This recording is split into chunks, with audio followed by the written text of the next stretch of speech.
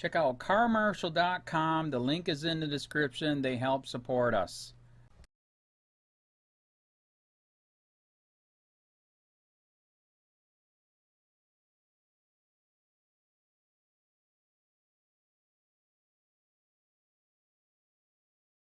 New details about the moments leading to a deadly shooting in Rossville on New Year's Day.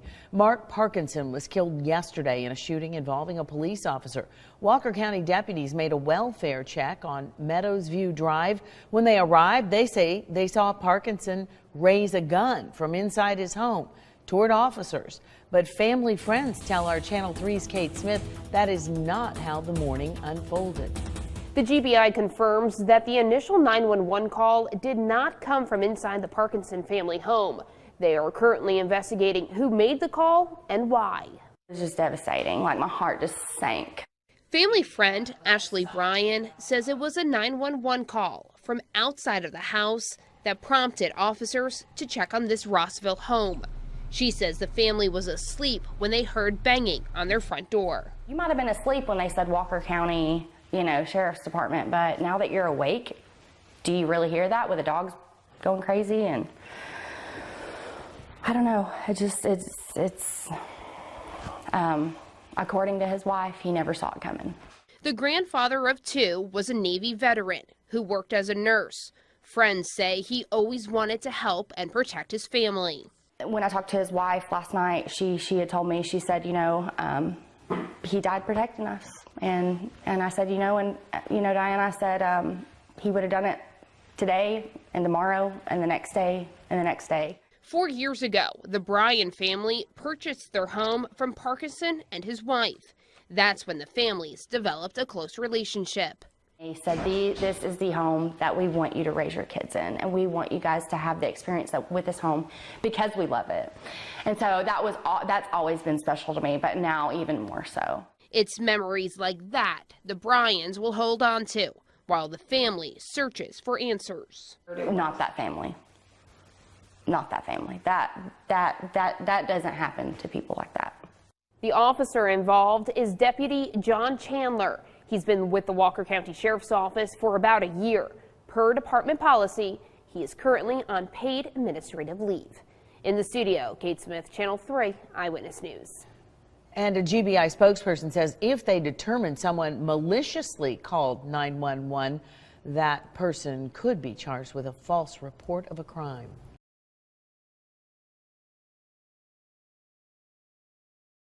Cops respond to fake 911 call and kill innocent grandpa in his own home.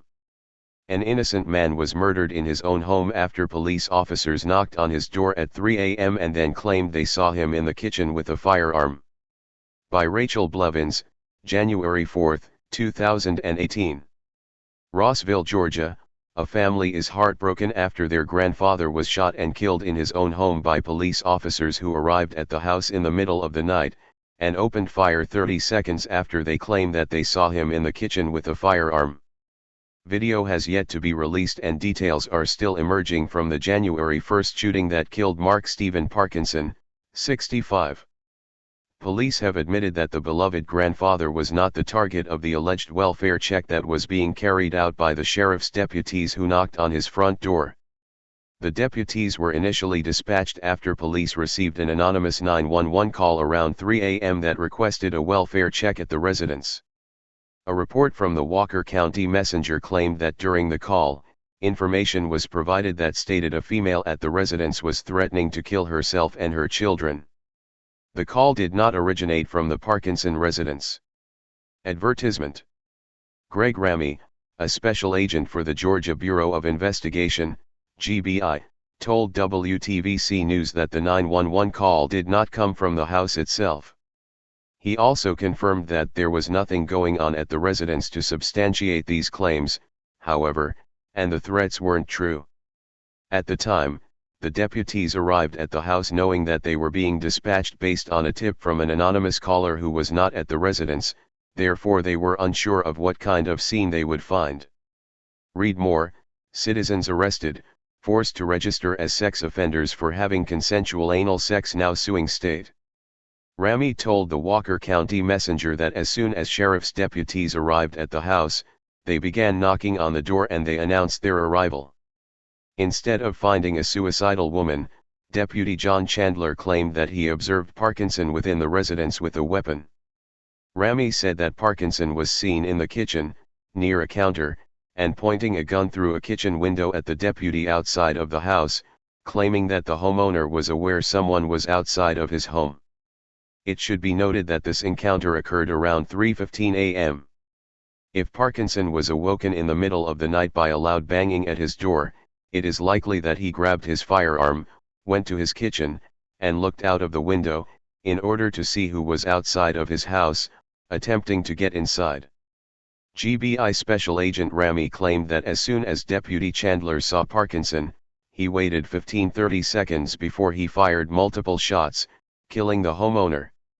The current information that has been made public does not clarify whether the deputies had entered the home and were in the same room as Parkinson when Chandler opened fire, or whether Chandler shot through the kitchen window. Rami also confirmed that other members of the residence were awake during the shooting and in relatively close proximity to the kitchen area where Parkinson was shot. Given the fact that officers were reportedly called to the scene because a suicidal mother was threatening to kill herself and her children, it is absolutely barbaric that an officer would open fire at a target inside the residence, knowing that he could be putting the lives of 2 young children at risk. Read more, attorney for family, police shot unarmed son execution style. Ashley Bryan, a family friend, told WRCB-TV that she believes it was a fake 911 call from someone outside the home that led officers to the residence.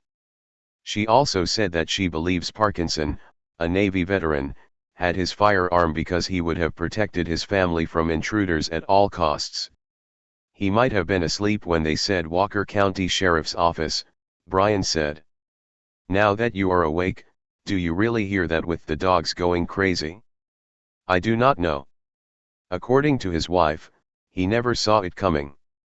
The GBI is now investigating the shooting, but it has not released the identity of the 911 caller or a possible malicious motive, other than to say there is a connection to the house and family where the incident happened. This shooting comes days after an innocent man was shot and killed by police in Wichita, Kansas, as he stood in the front doorway of his home. The 911 call claimed that there was an ongoing hostage situation at the residence following a homicide. However, the call was made by a disgruntled gamer in a different state, and the man who was killed had nothing to do with the Call of Duty game in which his address was publicized. Now, another family has lost a loved one in a senseless act of violence that occurred as a result of police officers who failed to verify an anonymous 911 call from a separate location and instead used false information as an excuse to kill an innocent grandpa. County, this is Charlotte County Cop Watch, and I wanted to explain what fair use is.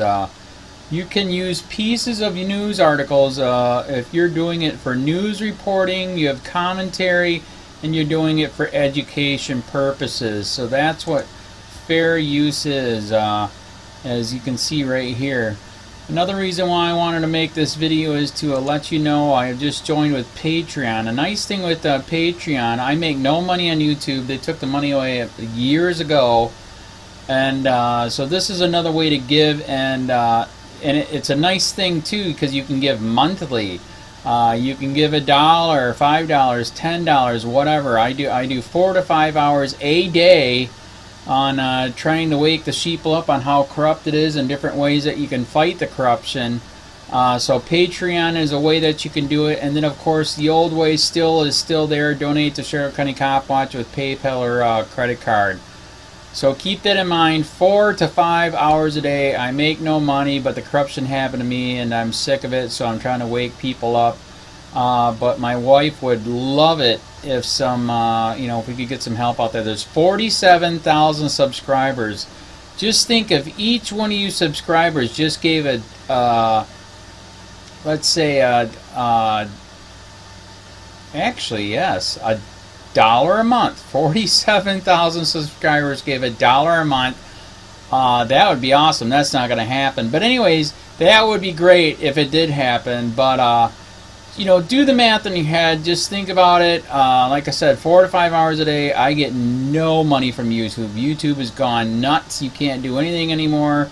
They're taking the money away everywhere. So these are a couple different ways that you can still help out with all this time that I put in. And as you know, I'm in a special situation where, you know, at least I can do it. You know, 4 to 5 hours a day. We have a cleaning company during the day. That's what allows me to do this, and we're debt free. So this is my hobby. I don't go fishing and all that other crap. I try to save the world. So help me out to make the wife happy, man. In fact, if you guys did give $1 a day, and there was 47,000 of you, and you did it, and each of you gave $1, and that was every month, oh my God, yes, I could quit. I could start suing them. Another idea too that we have is, you know, if I got, you know, some funds, we could actually contact everyone that has been ticketed and or arrested and put in jail and start sending them postcards to let them know we're here, and to see if everything went all right, and if it didn't, find out their story. So we could even do more investigations and more lawsuits. Lawsuits take money. So just think about that. You know, 47,000 of you so far right now. You know, $1 a day. I mean, $1 a month on Patreon, or $5 a month Patreon, 10, 20, whatever. Just do the math in your head. Help out. This is a lot of work every single day. Thanks.